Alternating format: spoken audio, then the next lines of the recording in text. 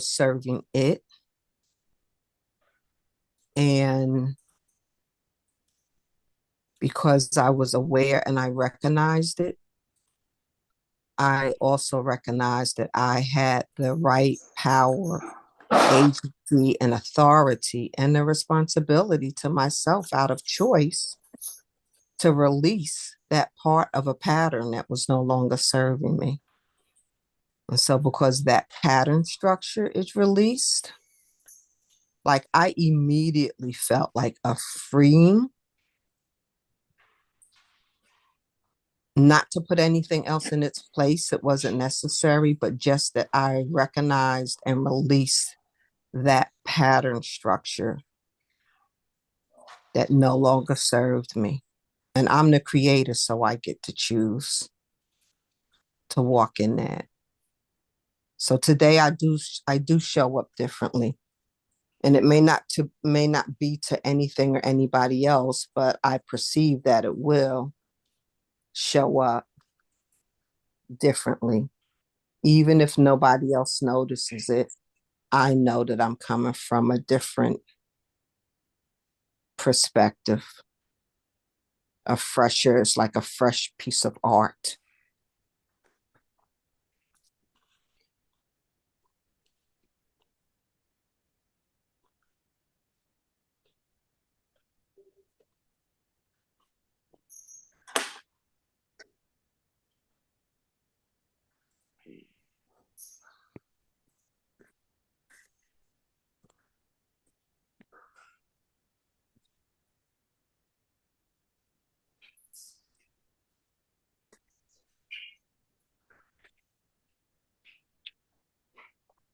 And then that's like how I practice with the question is in the moment is to notice what my tendency is. And I'll ask, what is that? What is that feeling? And I'll catch myself. Is that what I want? Nope, that's a pattern of this. That's my avoiding pattern. Well, great. If that's avoiding, can I create compassion? And if I created compassion, what would that do? What would I need to do for that?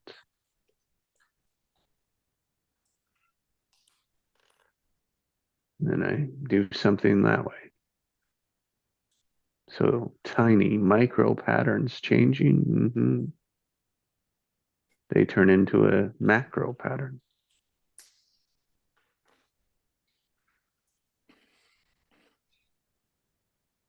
And as difficult it was to sit in something of an old pattern, it's equally as difficult, it may be even more, to sit in a new one. Mhm. Because we have to Hmm. convince ourselves that we're not going to explode or die or wither or melt.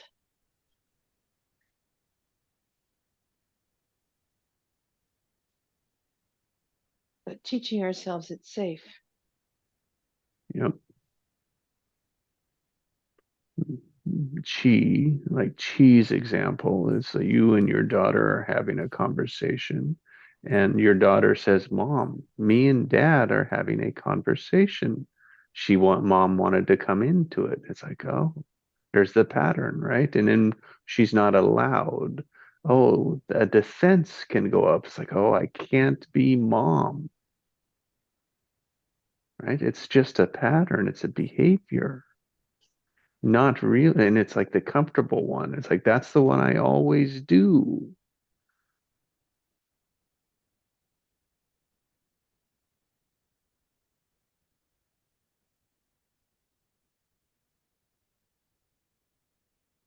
And we can get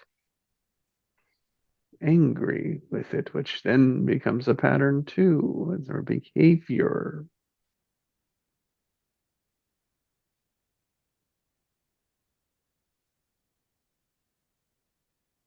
And it's, and sometimes it is intended to hurt. and sometimes it isn't.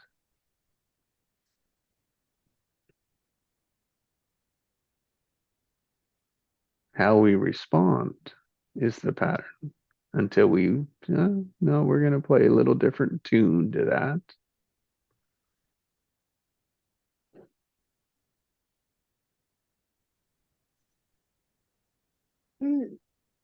Somebody who came on many months ago gave an example, and it has really resonated with me. And she was speaking about her daughter and how her daughter had, I believe, a crayon, a pencil crayon, and was doing something that wasn't pleasing to the mom. And it could be maybe they were writing on the table or on something that they shouldn't with the crayon. And she went over and she took away the crayon and scolded her daughter. No, I don't know to what degree. It could have just been, no, you don't take that. It could have just been something like that. The daughter started crying. And she thought it was because of the scolding.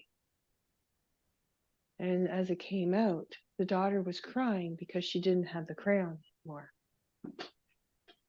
So sometimes we do things, and what's taught me is sometimes we do things and people react, and we then assume they're reacting due to A, B, and C, when in fact it's something totally different. Yeah. It blew my mind when she told us that it was the crayon. The daughter was crying over the crayon, no longer having it, than the scolding itself. Yeah. And that story has stuck with me.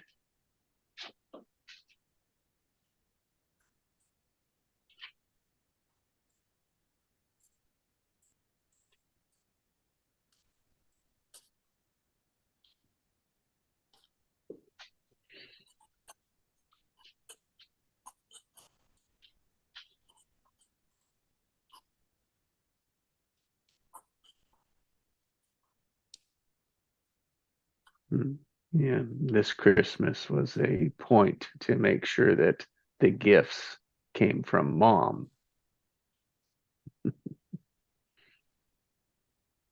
And that the kids knew it.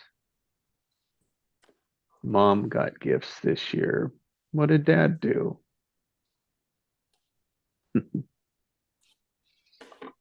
Okay, Jesse, I will confess I've done that too. Mm-hmm. And I know exactly why I did it and the state of mind. Now I understand and I recognize the state of mind I was in.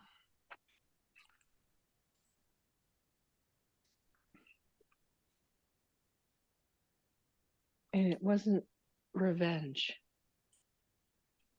It had nothing to do with revenge.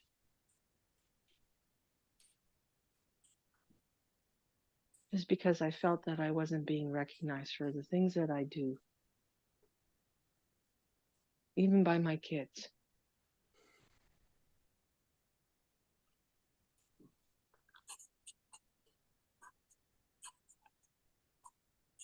Mm. Thank you. Thank you, Annette.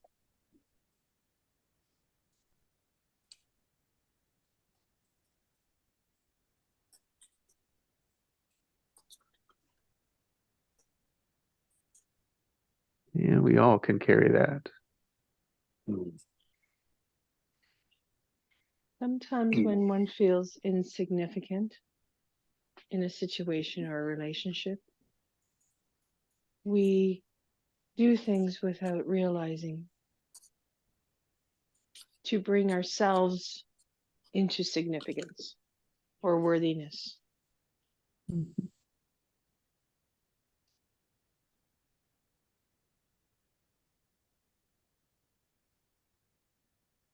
Yep.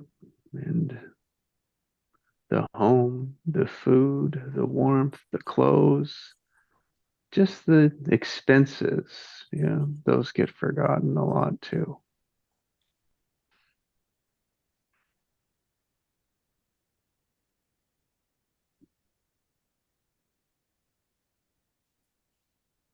So we both can feel insignificant, unseen.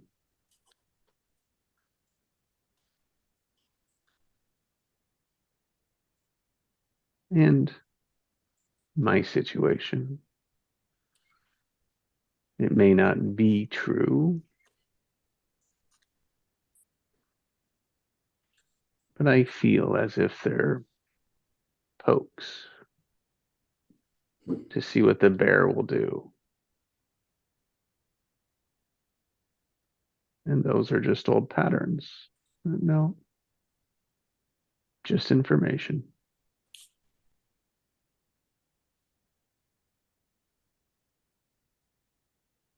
No harm, no foul. Just feedback. Just feedback.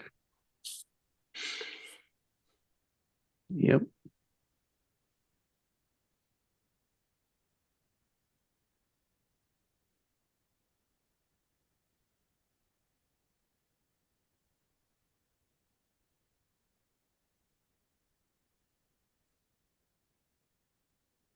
And the beauty of the inner work is you will break your own pattern, and sooner or later people around you will break their patterns too.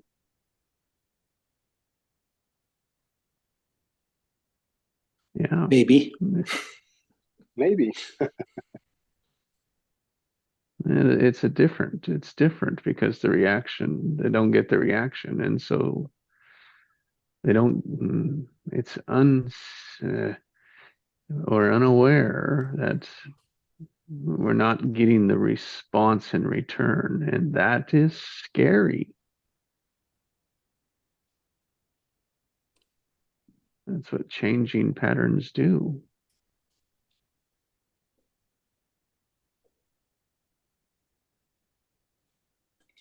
I also know I've misinterpreted a lot of feedback. We have to. We almost have to do it it almost has to happen all the time. Because there's a cajillion ways that it could be, and we select one.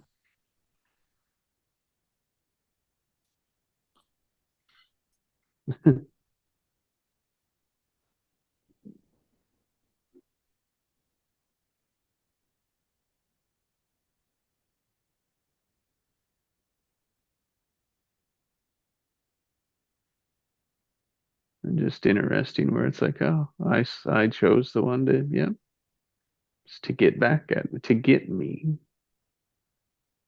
May not be.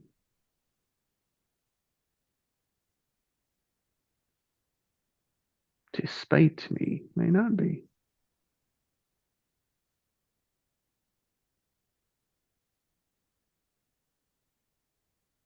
But I sure like to make it about me.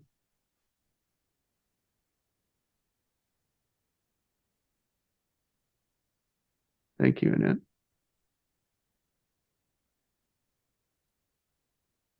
Thank you, Craig, Chi, Cindy, and Heinz. Yeah, that's been for me the biggest challenge around paralysis response, because it's been misinterpreted a lot of times, like inaction or non-responsiveness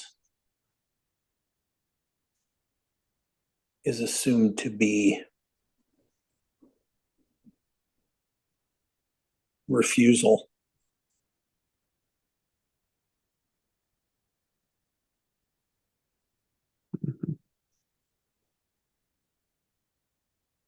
Could be seen as a don't care. Yep, that too. If we respond, then we're desire. doesn't really matter if you don't respond or you do respond. If people are in such a mood, it's normally damned if you do, damned if you don't. But often when we do respond, we are feeding the fire, because when you give them something to work with, it's like playing cards and showing your cards to them.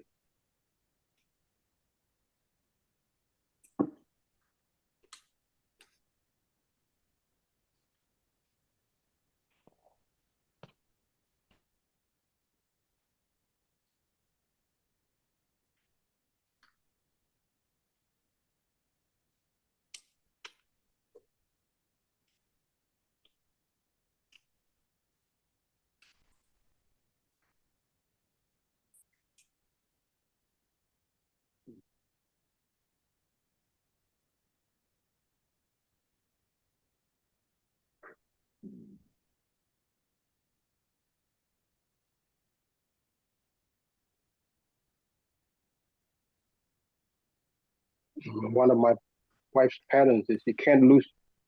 She can't stand losing in a game, and whether we're playing cards with our kids or whatever game, she can't stand losing. She would fight with teeth and claws and everything for not losing, and everything is a fight. Yes.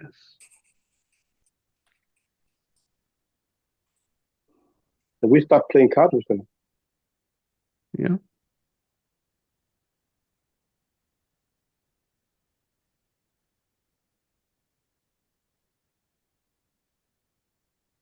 I am thinking of what asking myself, how often have I responded to people, situations, the way I thought I was expected to respond to the situation?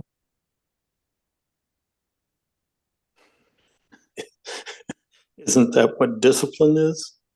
Learning, well, taking discipline, especially from your parents. Yeah, but as You an know, how adult, much? that's a lot of BS, right? Yeah, but I mean, that's kind of how you learn all that stuff. Is you learn to adapt to what you think is expected.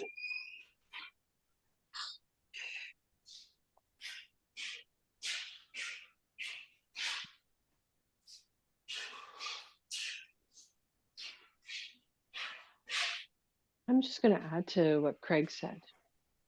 It's also modeling what our goals are, because it's our parents that model what our goals should be. Isn't that a kicker? Yeah. And then it So they're becomes not our society. goals at all. Yeah. Yeah. And then it becomes society. Society tells us what our goals should be.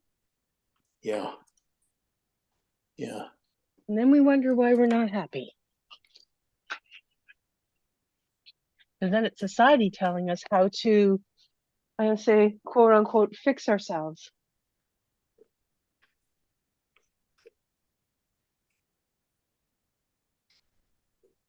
You said that so nicely, but that whole concept has triggered me to really make me want to vomit. As long as it's the toxic stuff that comes out, Cinderella. It is. It's like, blah! It's like, But you know something? It's not even the content. It's the whole motivation thing behind all that that's really twisted. what do you mean? The system, the process? No. What I mean is the whole thing about for example, just take it to the bottom line. It's this idea that as a parent, one of your prime responsibilities is behavior control with respect to your children. So there's a huge societal pressure on us to control the behavior of our children.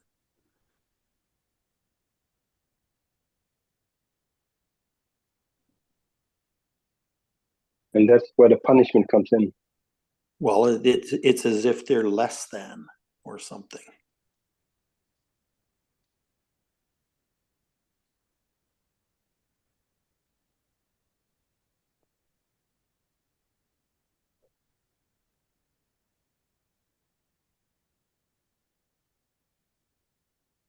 I mean, it's a huge lack of respect for the child for an adult to assume all that. Exactly. And the child is innocent. Right.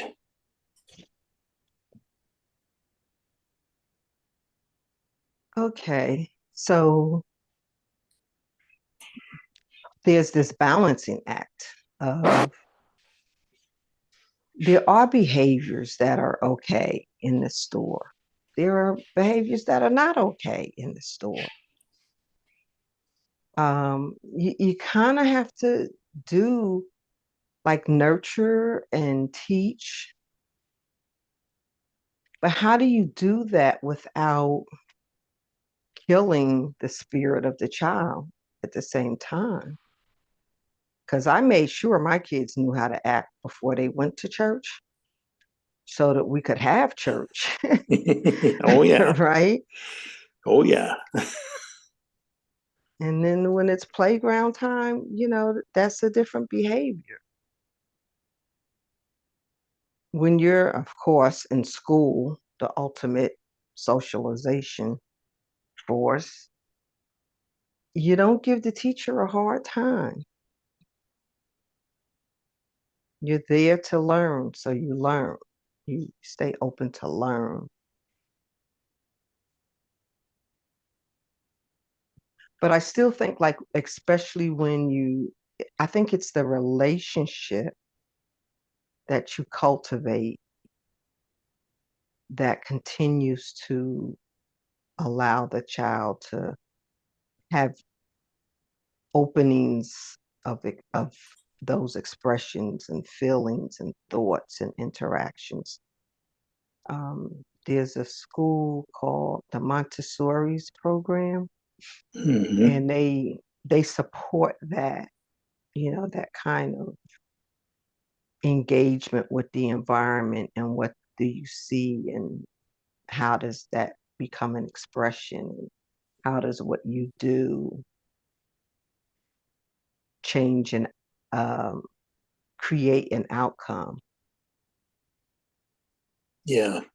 See, the question I'm asking is how did you get there with that child to the point where in the store there was an issue?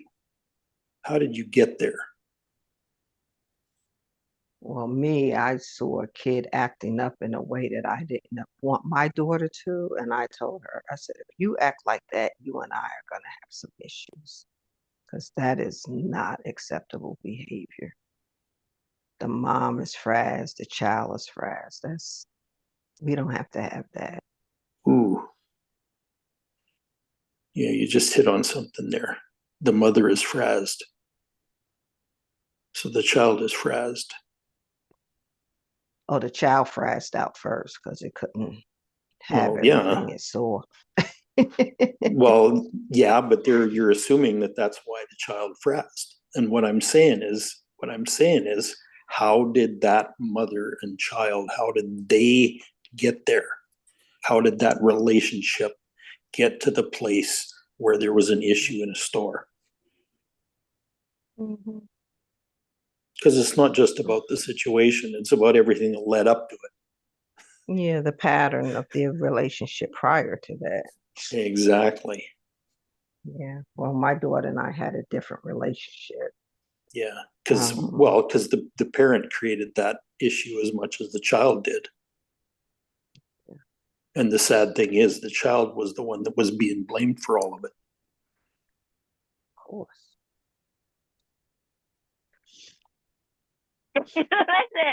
Coba saya chuẩn bị đi làm. Yeah, because we don't know what led up to something. And it could be Mhm. something as simple as a need of the child wasn't being fulfilled. Yep. What does it mean? I often see kids fall down and they get up and they start crying. Maybe it's the shock of falling, maybe they hurt themselves. And the parent will say, "You're fine, keep going." And the child is walking behind the parent crying.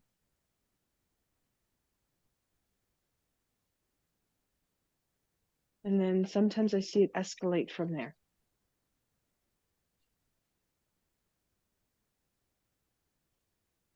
We don't know.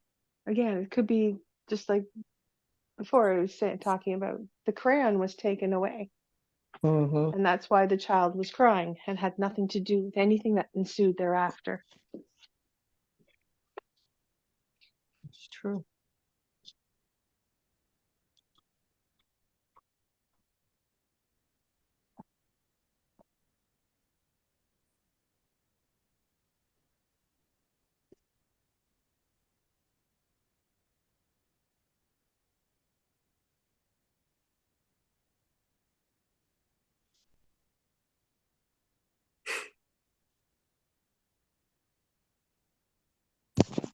was at a big store in Denmark. I normally don't go there, but I had to meet a friend there.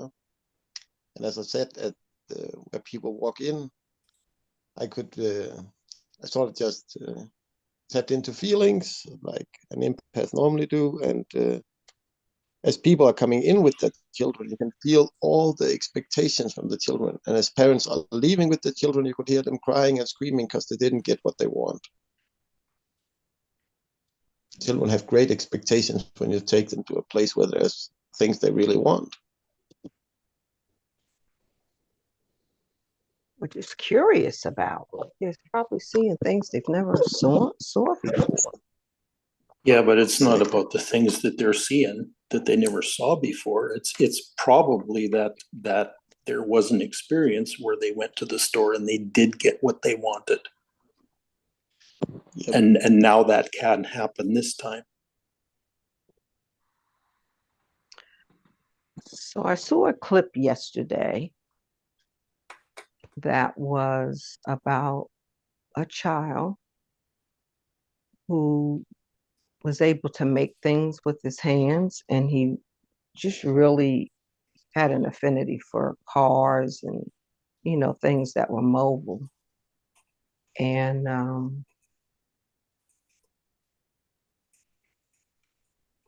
he went to the store with his father, and as the rules go, you don't touch anything in the store. But the kid saw like this box of like 16 cars, the miniature ones, and it like fascinated him and he wanted to look at it closer. And he's thinking in his mind the ingenuity of cars and how they make things happen and go and roll and all of that. And so he was inquisitive and he put his hands on the box as to look at it closer, and the father scolded him so badly that it shut down his gifting for ingenuity for a long, long time. And fortunately, something else triggered him when he got older. And it reminded him of that intrigue. I wish I remembered his name. I don't recall it right now. But he went on to do some miraculous things with the ingenuity of vehicles. But that scolding,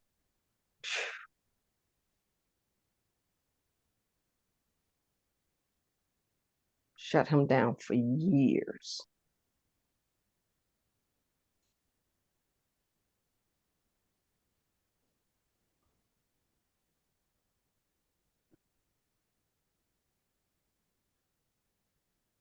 And we're seeing that a lot.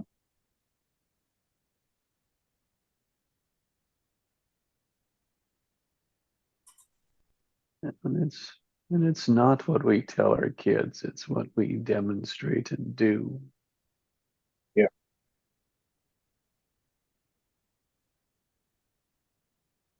And it's from the very beginning. Oh, yeah. As a kid, you're trying to make sense of this erratic behavior that your parent is throwing at you, you know? Yep. And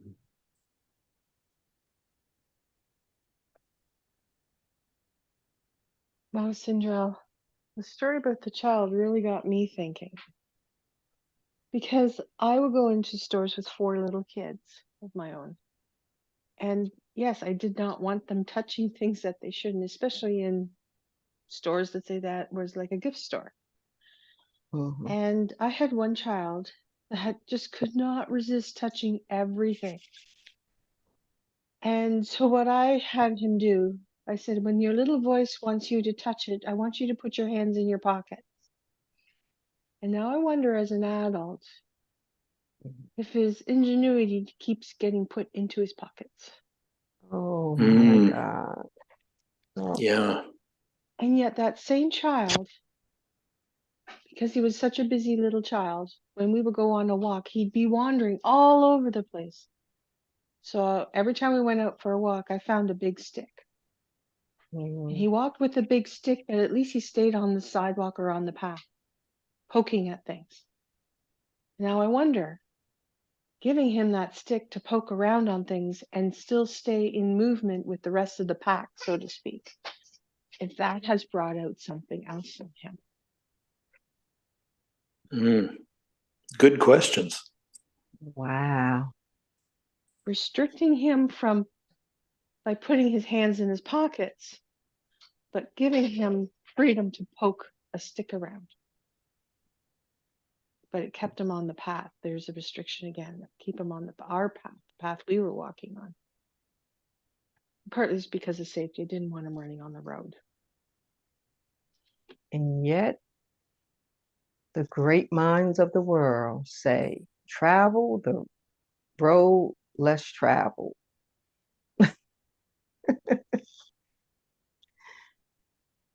Yeah. I mean, parenting is like, wow. And I'm thinking of the poking. Do you see any of that manifesting in him now that he'll try things or look at things, but don't really pursue his goals all the way out? He checks into so many things. And there's the odd thing that he likes and starts. And what I've come to do, if he really likes it, I spend a little bit of time, could just be 20 minutes helping him with something about it. And then he goes forward again. It doesn't take Great. much time. Great, Mom. We do our best, right? Yeah. Or just noticing and talking to him about it. Good. Oh, it's blessed to have you. But it's the ingenuity part. But it was just when we went into certain stores. I didn't just have him put his hands in his pockets for other things. It's just I just didn't have the wallet big enough in case stuff broke. You know, you had to go buy a gift for somebody in a store, right? Mm-hmm. And I took my 4 kids everywhere I went. Mm-hmm.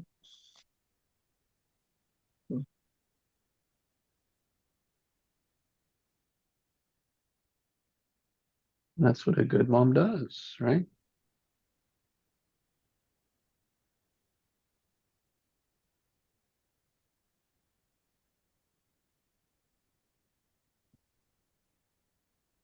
Thank you for that Holy moly. compliment. I hear the heart of your intention for your children.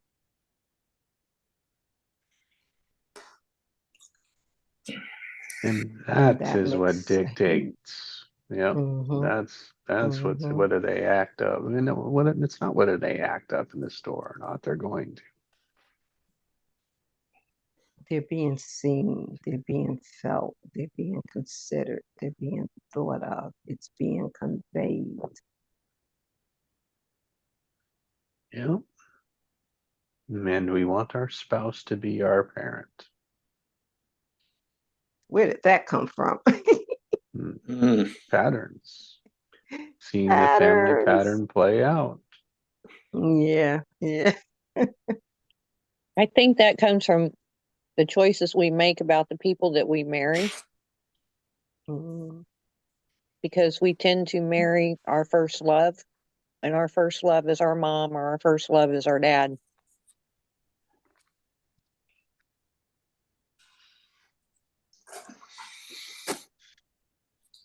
I think the first crisis, though, is when you become an adult. And all of a sudden you become personally responsible for all this erratic behavior that you've picked up Mhm. over the previous 18 years. Yeah.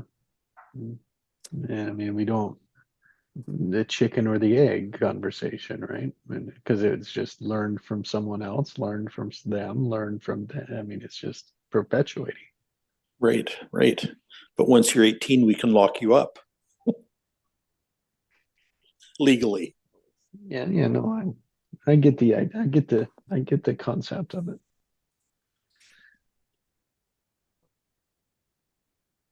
You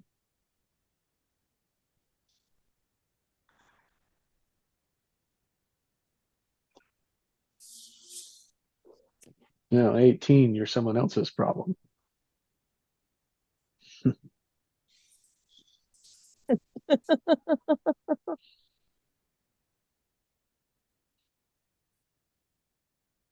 At 18, mom and dad are off the hook, so to speak. And it's all different. It just depends on everything depends on the structure of the family if we're going to talk about an individual. And it's not only that family, but it's the family before the family. And the family before that family. Yeah, yeah. It goes That's back my a lot of that's my generations. Yeah. And obviously, we don't spend a lot of time in our today's society seeing our patterns, meaning being aware of the patterns.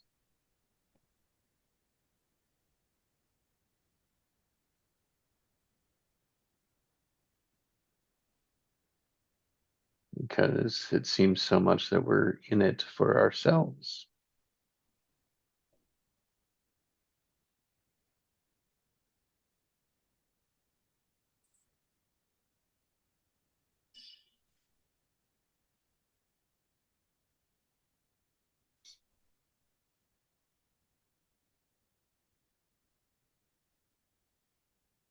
You know, like in the card games or the family games, it's like if that intention, right? Behavior is the highest form of communication.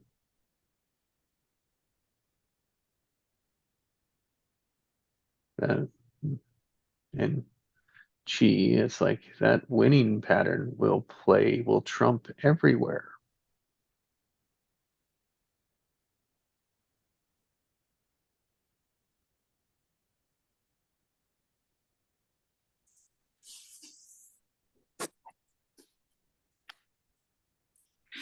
I don't know that I buy that behavior is the highest form of communication.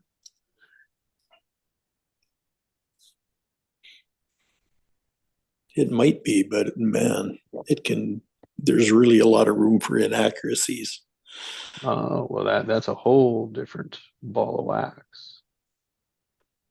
But here, we have a majority pattern. One that plays the majority of the time.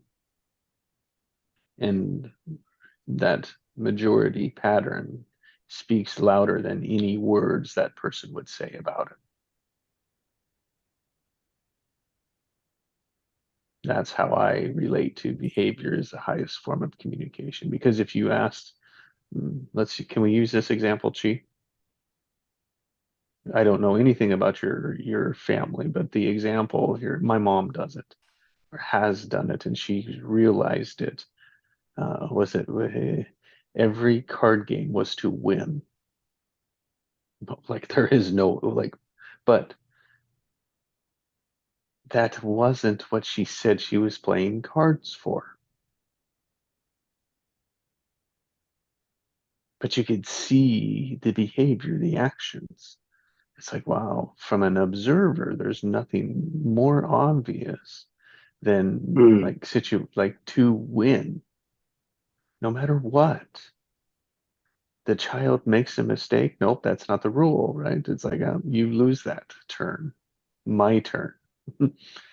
Yeah, and it's like, whoa. But it's not that it's obvious in the communications that the individual, the person is sitting in. They can't see it, right? Mhm. But the observers can. So that's what I mean by behavior is the highest form of communication. We just can't see it.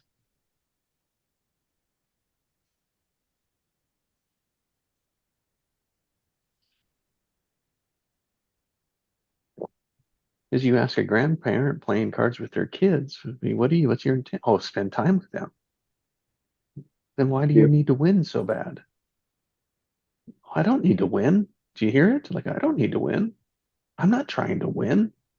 Oh, but yes, all of these moves, do you want me to point it out when I see it?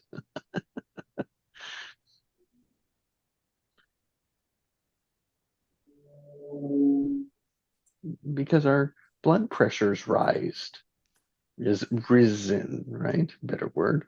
It's like we're under stress, but it's not stress, right? But we're under pressure to win because it's the old pattern that says, oh, whatever happens to me if I don't win. It plays everywhere, but not always.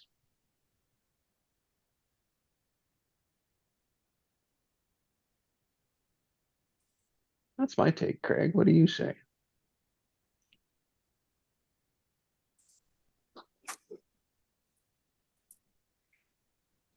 About behavior is the highest form of Yeah, communication. we keep assuming that we can discern motivations behind things.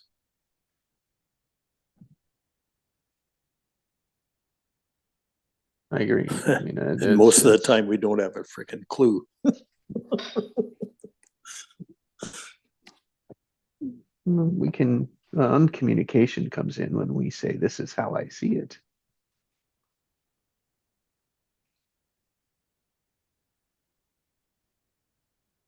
And how often do people say, oh, you know what? That might be the case. Yes, that is. Thank you. How often do people tell us that? Well, how often is that even explored?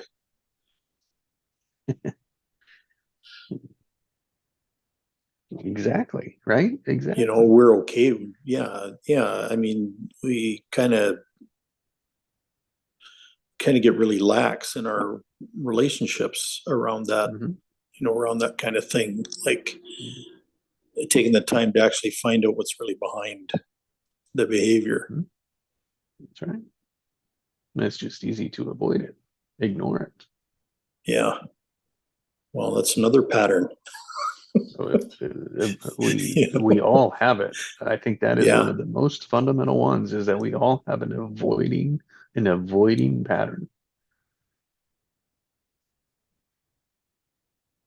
It has to be a willingness to expose the motive behind the behavior as well. You couldn't take the time to ask,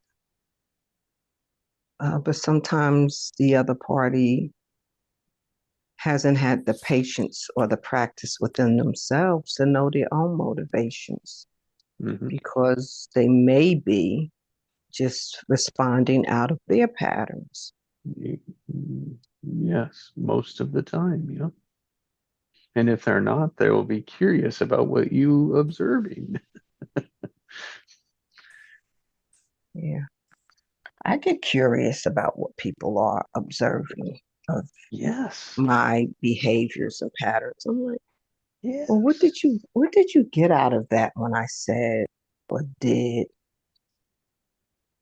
Because I think my Yes. actions are pretty pure and innocent, but Mhm. just like the beautiful story of the child with the crayon,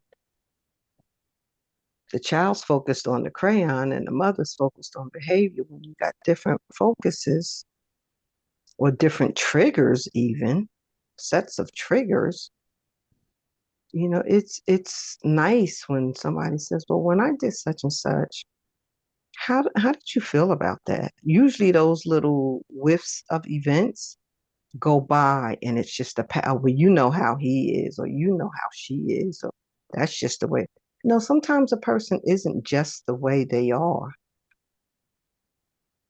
Sometimes they're caught in a loop and they really maybe invite or need or want someone to interject the pattern with some love and compassion so that they can even themselves express what they're feeling when they are performing in that pattern.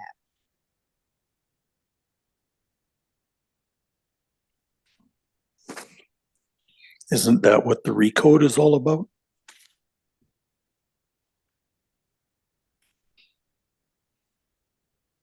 Yeah, for the one who accepts it, but not for the one who's not aware of it.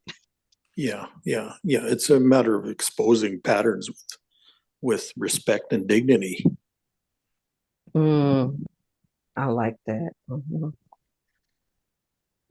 Yeah, there's nothing wrong with it.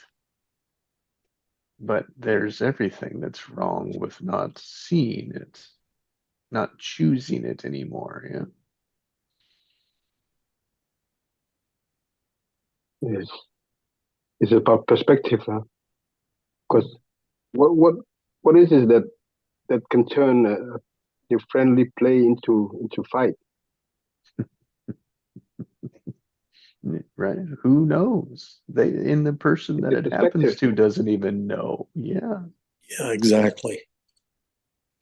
But you're right. It's a perspective. Something's changed.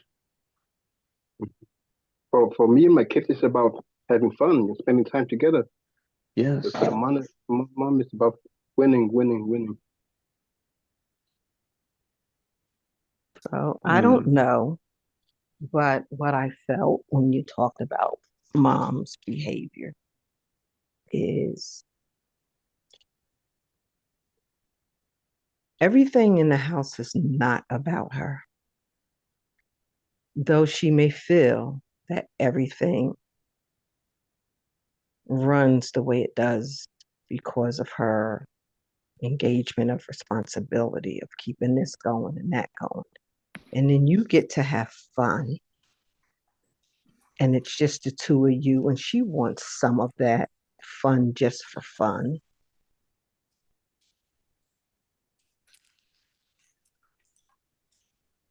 And she might be, adults can get jealous too. She might be a little jealous of the type of relationship and the ease or the integration that you have. And she's not included. So I don't believe in relationships through relationships for real relationships. So she can get to cultivate a relationship and spend time as a nurturing mom, just as you get to do as a nurturing dad. And then you and her get time together. The child isn't a part of every aspect of your relationship, of your adult relationship. And so I could only see that she has some downtime And maybe you can create the environment for it and say, why don't you guys just, I'll take care of lunch or dinner and you guys just hang out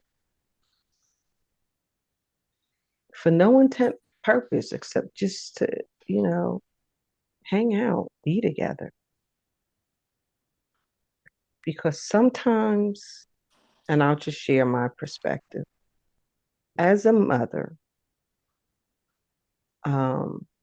as a wife, as a housekeeper, we've got these roles, man, these roles will keep you grinding, that you're always working and not enjoying, that you're being in one room while you're thinking about the laundry. The dishes have to be done. Dinner has to be cooked. Is the meat defrosted yet? I mean, you got, and it's like, oh, they get to just like enjoy each other. I want some of that. So I'll interject a word or two, but it's not welcomed. Mm. I do everything I can for this family, and I'm dissed like that.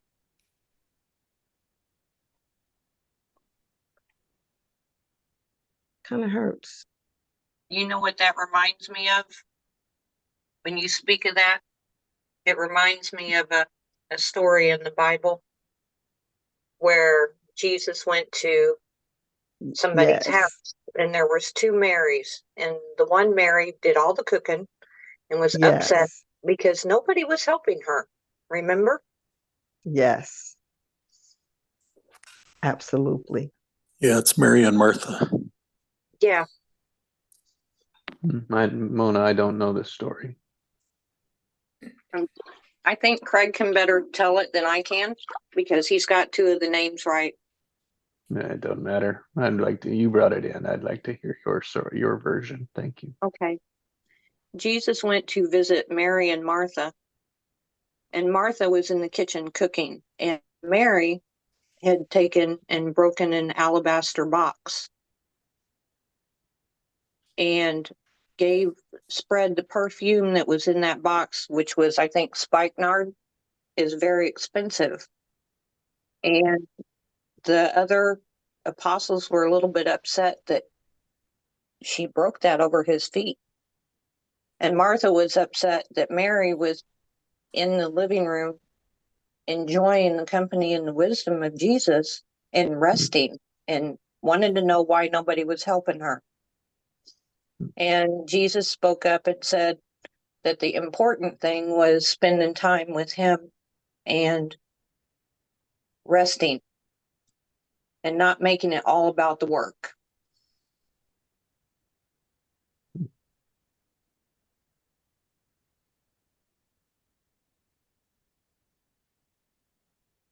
So sometimes I think we get involved in doing the work and we forget about the resting. And we get somewhat resentful because nobody's helping us do the work. But it doesn't say anywhere in the story that Martha asked for any kind of help, or if Martha had made a decision to be busy with work and not do the important thing and spend time with Jesus. And I think we get busy trying to do the important things around work or cooking or doing what we think is necessary, and we don't take the time to sit down and get to enjoy the company of others and get to know more about their perspective and what's happening with them and gaining wisdom in that way. Yeah, like, man, as you just, so it's like the whole thing here has been like, what is my intention? What is the intention? Yeah. I mean, raising kids, what is the intention? Yeah. Playing the games with the family games, what is the intention? Yeah. Hosting, cooking, chores. It's like, what's the intention? most of it, it's like, oh, just to get it, like if the household chores, the dishes, the laundry, the things there, right? Most of that, the intention is to have it in a way that someone will say something about it. That's how it is in my house. So that they don't say something else. And that something else is what we say or what they say when they go to someone's houses that is not like ours.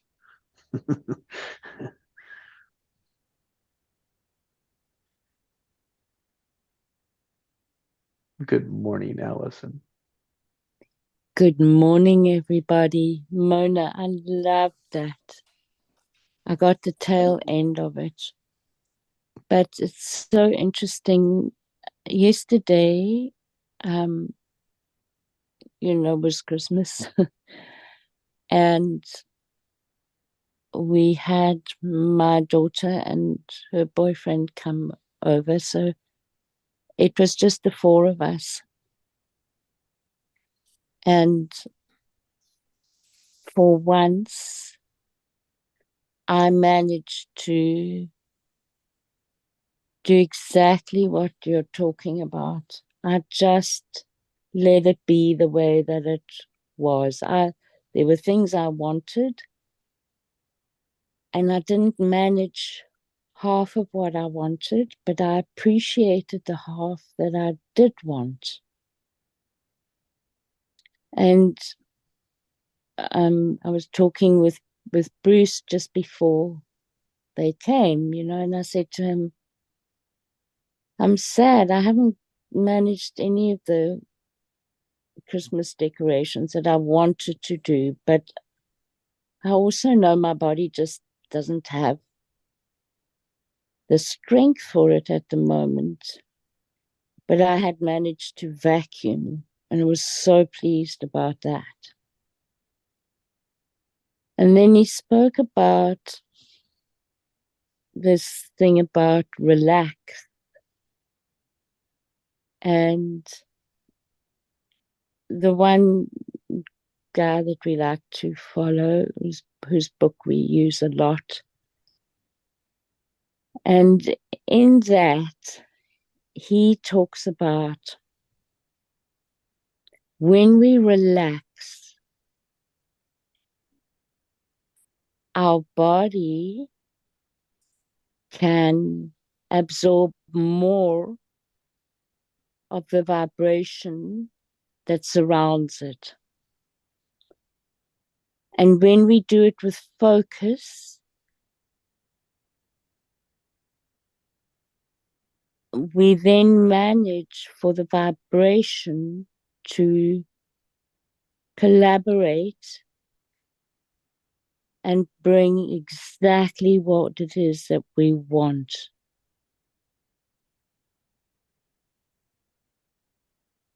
His words were, then things fall into place. Oh God, what was it now? I can't remember, but what comes to mind for me is that phrase that I use quite often in a way that we could never have imagined. That it works out in a way that we could never have imagined, and it is perfect for us.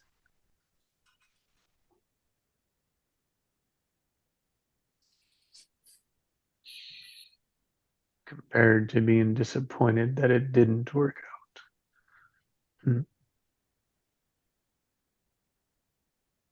Yeah.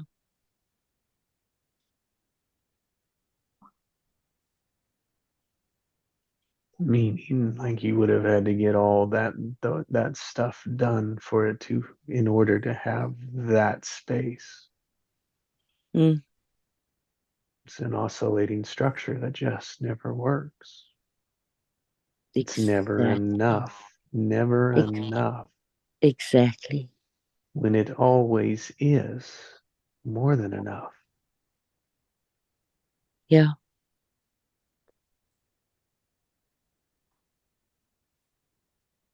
I used to have a cousin, and he would always say, and I'll call his name, he must be present. His name is Jazz. And he would say, "It just is what it is, Ma. It is what it is."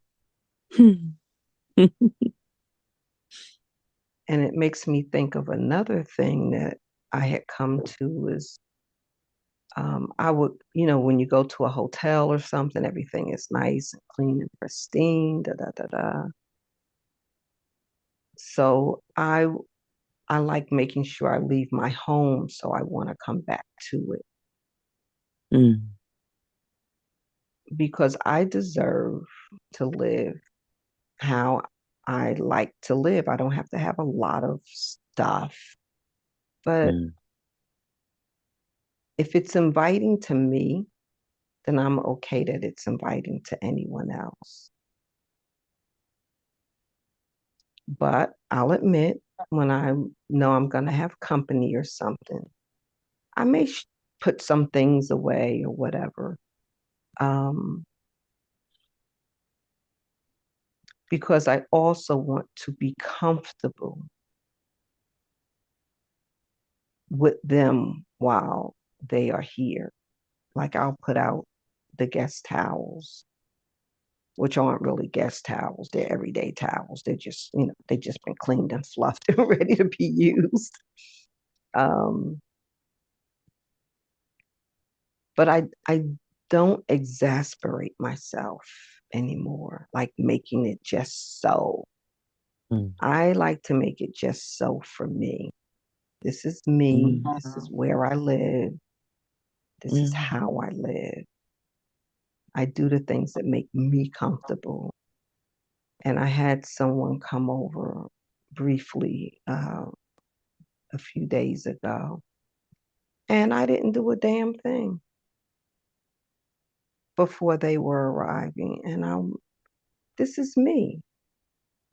And we had the best time laughing and talking and reminiscing. Because this is a home. This is life. This is living. My artwork was sprawled over in one corner. All of my study books were open and all over the dining room table, which I don't use as a dining room table. I have it. It's not even in the dining room. It's positioned by the patio. That's where I like to work. So I'm into making things functionable and comfortable for me.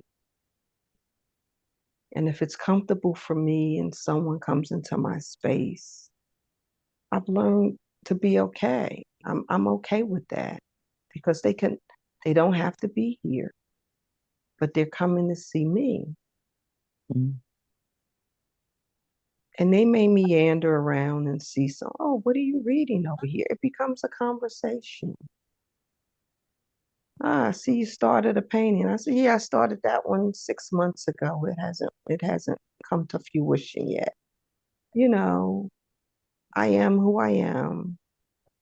I've got some pots with plants that haven't had a plant. Well, I've got some pots without plants that haven't had a plant in it for a while. But it's in process of whatever it's in process of. It may eventually get another plant put in it. So, I just like, I vacuum as frequently as I feel like I want to and can. And sometimes my body's not up to it either. But I'm learning to relax in my life. It's a different season.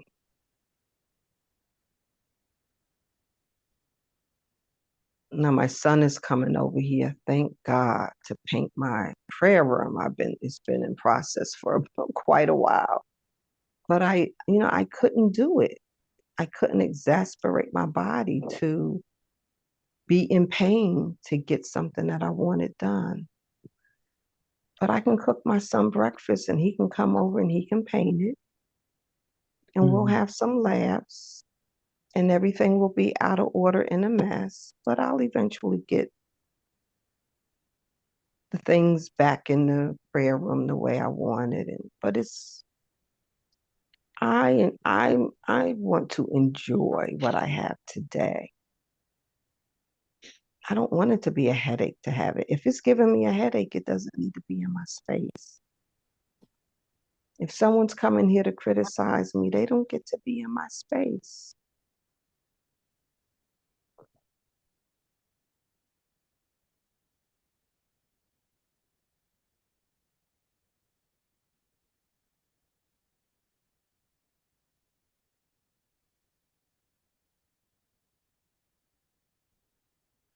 Well, it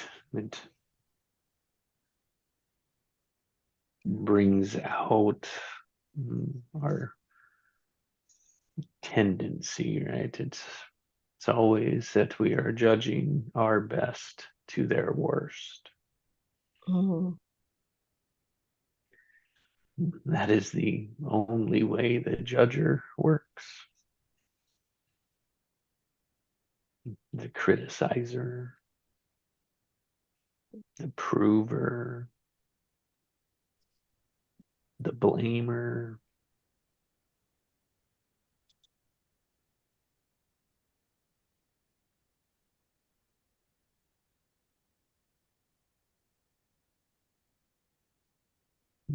Also, that we feel a little better. We can breathe.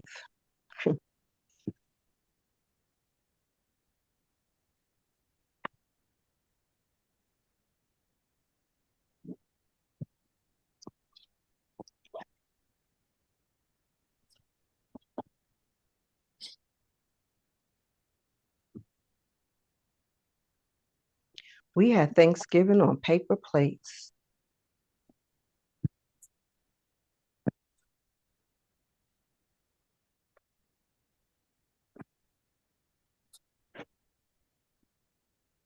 That's to honor the fact that you then have time to be with your guests rather than doing dishes. No.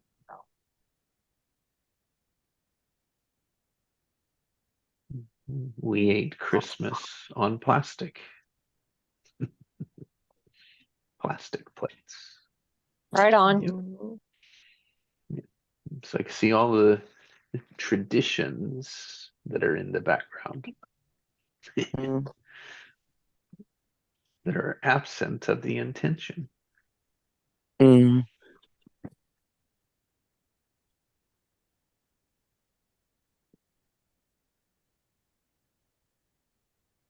And it's so much better when we set out, like when we start with, oh, what's our intention? If it's a card game, what's the family card game intention? What's the intention here? Because we can always bring it back to that intention. Mm. Yes. And that goes for everything. Like, what's the intention? And people get tired of hearing that word. Just tells me they just don't do the work. Because the patterns are lazy.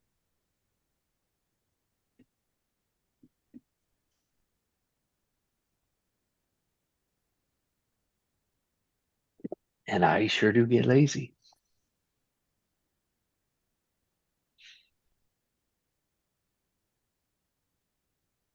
Patterns are easier if I want the same thing. Mm.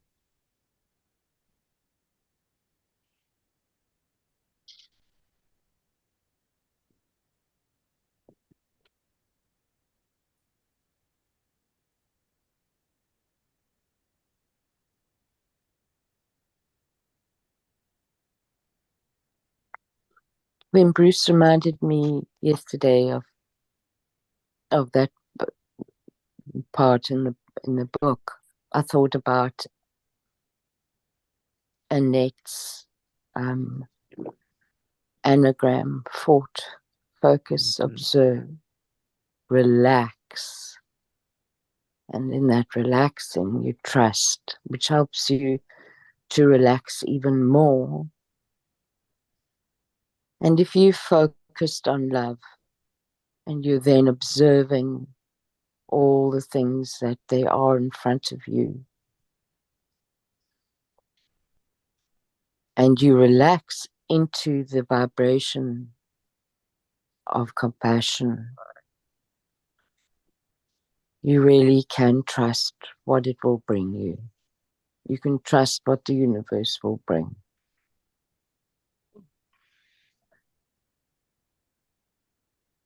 Simple, not so easy. Requires effort. Focus requires a lot of effort.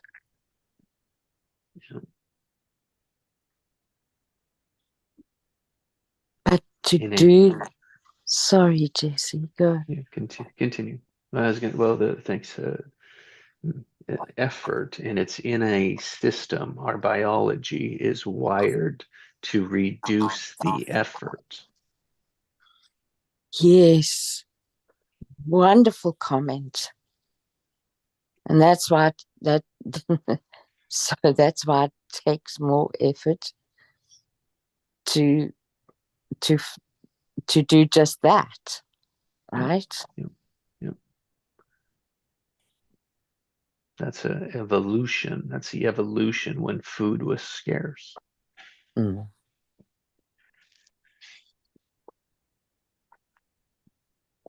Yeah, better yet, when energy was scarce. When survival was scarce. Mm. And we're still plagued with it 100 years after abundance of food for our energy, for our survival.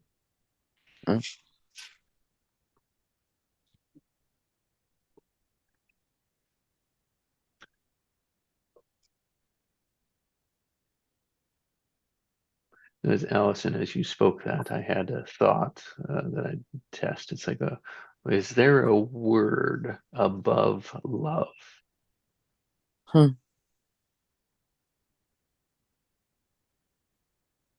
Wow.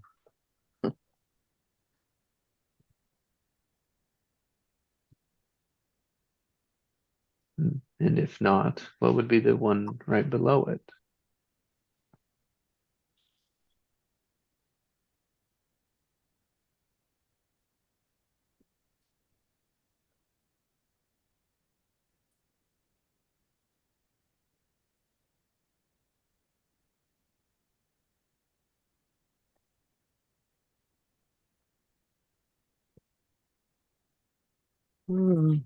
That's an interesting one, the one right below it. What came to mind for me was serve.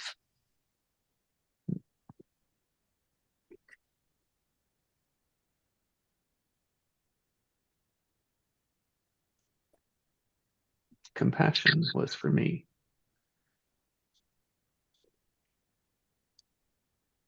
And I didn't know if you were using love and compassion interchangeably.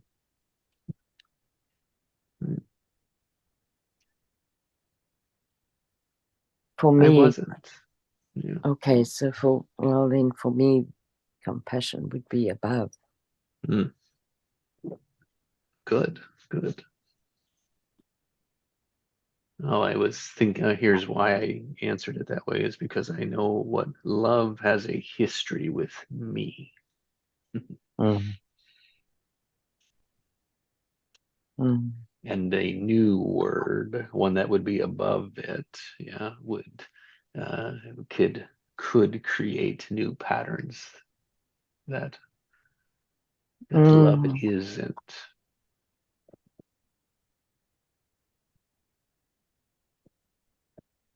It's interesting that in English we have to say unconditional love. Right.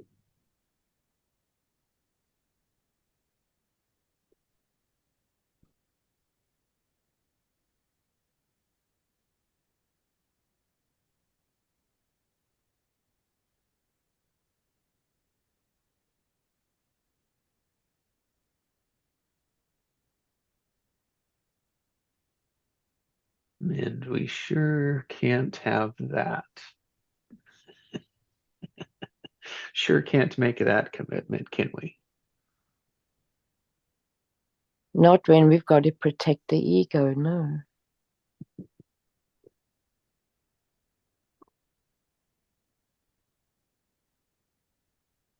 Just think of it in society, right? Society, there's no room for that. Yeah.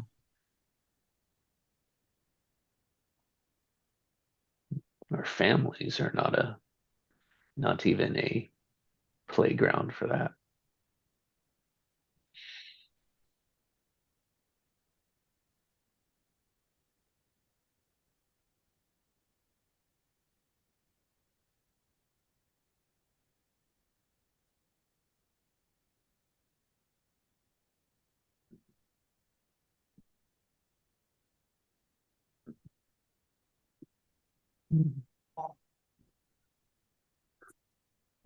That if love is conditional, then what is it? Then it's contractual. And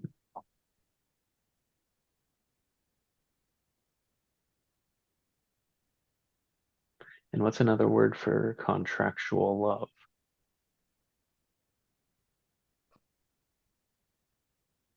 Marriage. Oh, wow, good one, Sindrell. Yes, and the word I had was duty. Obligation. Yep. Which Duty is, for, sorry, go go, ahead. Jason. No? Duty for me has more negative, has Yeah. has a less negative part, charge. Obligation has Mhm. it's constricted. Mhm. And duty can be role, Mm. you know, Mm-hmm. and all of those things exactly define a marriage. A certain type of marriage, though. Not all marriages. I would say our society definition of a marriage. Mm. Mm.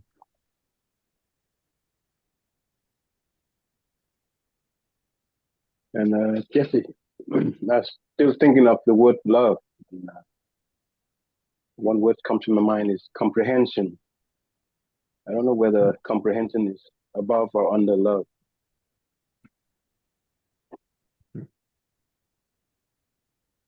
Thank you, Chi. Mm.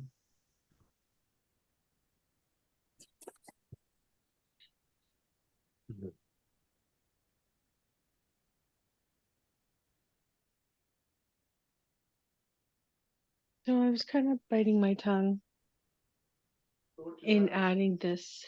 And so when you talked about contractual and marriage, what came to me, and it's only because I've gone through it, is that some people feel it's disposable. Yeah.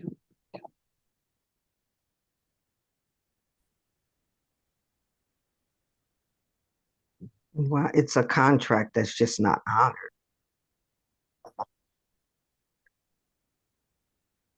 Yeah.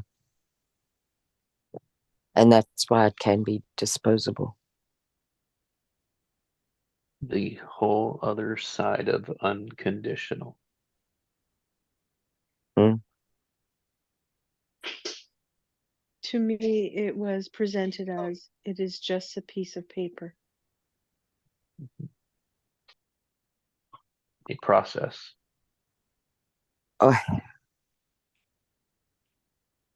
So if it's just a piece of paper, what was the gist of getting the paper?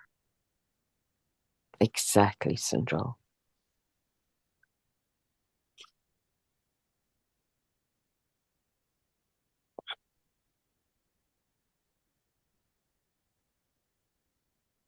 So the word that's been coming up for me in our talking now is devotion.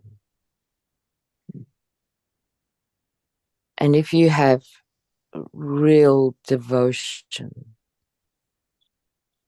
in a marriage and in spiritual and I want to say endeavors, but what I mean by that is exploration. That's so opposite to constriction and contractual.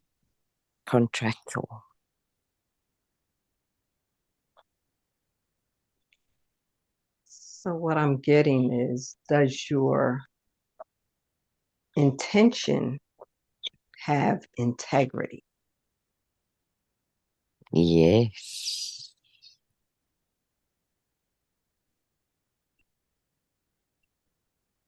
Great observation, Sindra.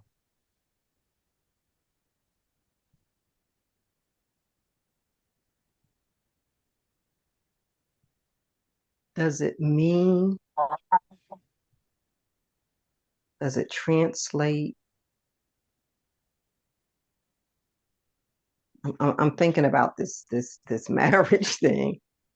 Does your intention to make a marriage or sign a contract, are you just getting in it so that you can wiggle out of it? Are you getting in it for the loopholes?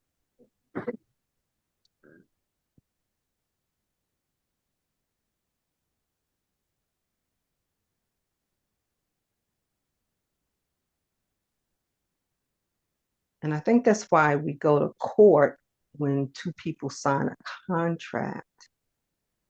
And then there's some things that were not in the contract that could be questionable. So then a judge has to say, what was the intention of the contract? And the person who is not fulfilling that intention of the contract is the one who must bear the burden of not fulfilling the contract.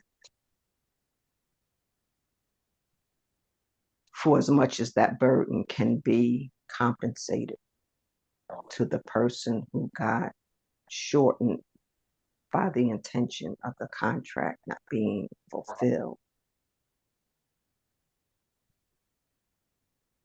So whether it's a marriage or a partnership or business arrangement.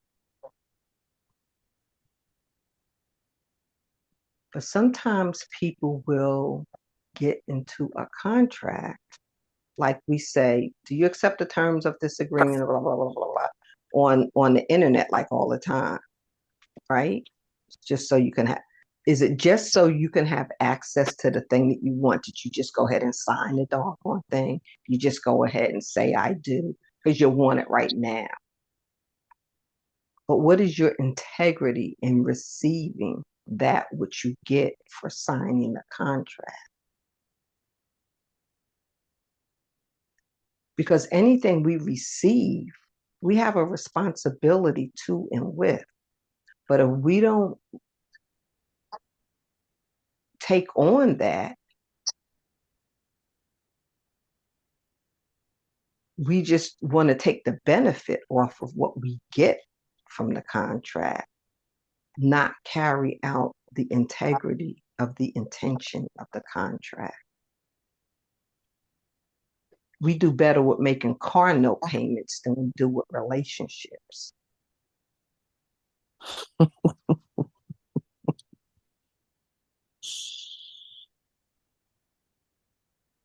And we make some assurances too, like getting the warranty when we buy the car. So it gets the oil changes and it gets the rotations and all of the signals when they go off in the car, that those things are already prepared for. Do we do that with relationships? And so people get kind of crazy about sign a prenup. No, don't sign a prenup. I would have never thought you needed a prenup, but my intentions of a marriage and the persons that I have married, I didn't test the integrity or question the integrity of their intentions when we got married. So I'm just thinking what I'm perceiving is so because we're together and making this decision, but their whole perception of what's in that contract and how they carry the integrity of that contract, it was just like a whitewash. It was just like blah, blah, blah, blah, blah, blah. But for me, my heart was very specific about it. But that's people's different perspectives and opinions. So if you don't test the water, test the integrity, take it through a prenup. What do you really think about me? What do I really expect or anticipate? I'm worth hanging out with you and showing and going places with you and bringing the money home and cooking the meals and all of that. But you didn't continue to pay the insurance premium because you wanted to buy a football ticket?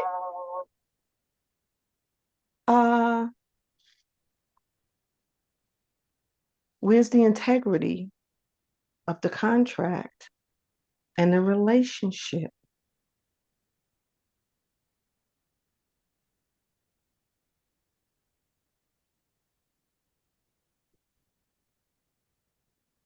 You have such a great way of describing things, Sandra. Like metaphors just roll off your tongue.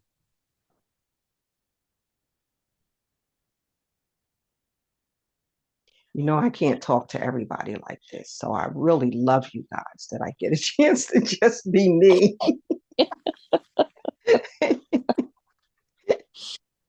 Oh, I sure love it.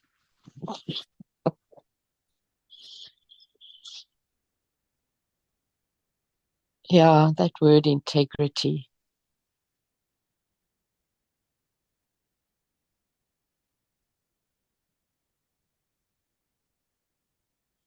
When I think of integrity, then I think of a tree. I'm looking at one right now. Like it's so solid and at the same time so expansive.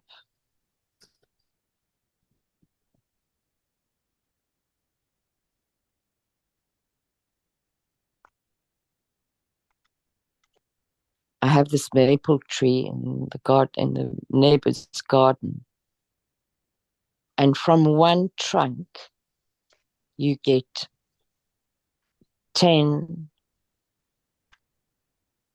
additional trunks. Now, they're obviously not the same size. But I was looking at it the other day and just in awe of exactly that, of the integrity of its structure.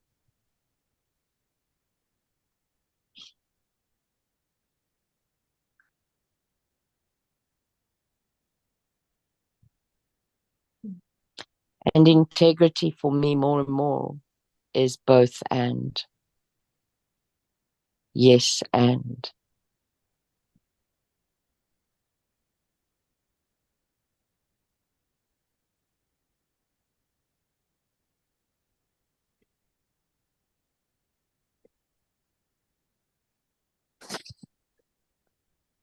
What helped me through my marriage with my latest challenges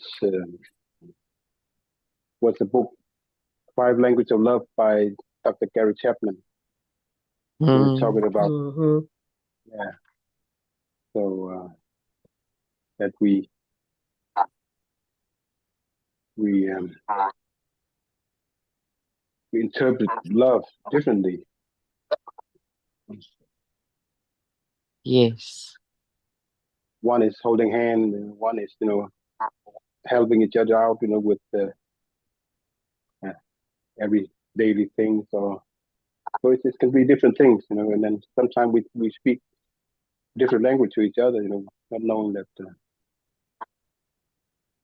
we all express love or one love in the way that we see it. Yeah.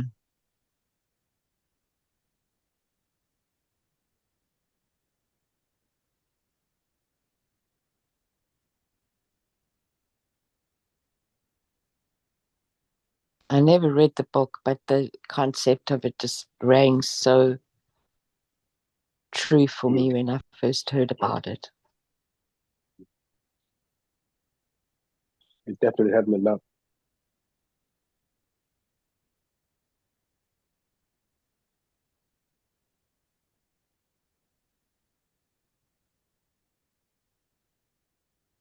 And it comes back down again to that concept of expectations.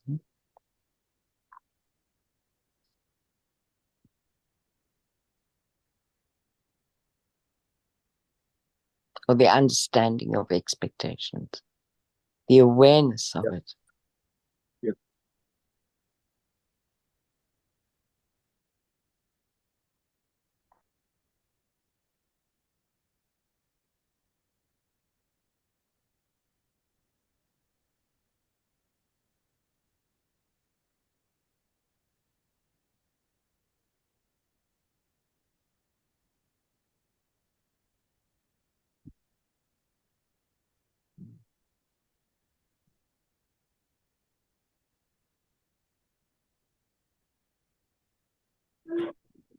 Well, thank you all for this morning, for being here, for sharing it.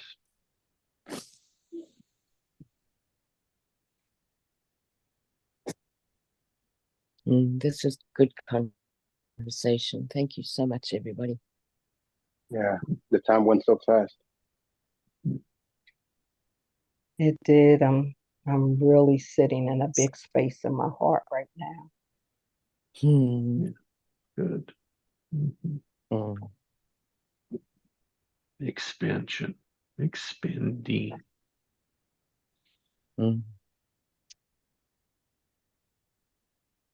Expanding compassion.